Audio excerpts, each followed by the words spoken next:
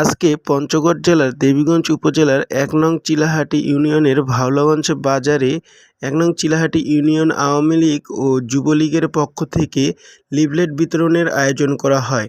উক্ত লিফলেট বিতরণে উপস্থিত ছিলেন ১ নং চিলাহাটি ইউনিয়ন আওয়ামী লীগের সহসভাপতি জনাব মোহাম্মদ আশরাফ হোসেন, ১ নং চিলাহাটি ইউনিয়ন আওয়ামী লীগের সাধারণ সম্পাদক জনাব মোহাম্মদ আজমুল করিম আজম, দেবীগঞ্জ উপজেলা যুবলীগ এর সদস্য জনাব মোহাম্মদ হাবিবুর রহমান হাবিব এবং দেবীগঞ্জ উপজেলা যুবলীগের সদস্য জনাব মোহাম্মদ মনোয়ার হোসেন মিন্টু ও ১ নং চিলাহাটি ইউনিয়ন ছাত্রলীগের সভাপতি জনাব মোহাম্মদ কামরুল হাসান সহ অন্যান্য নেতাকর্মীবৃন্দ।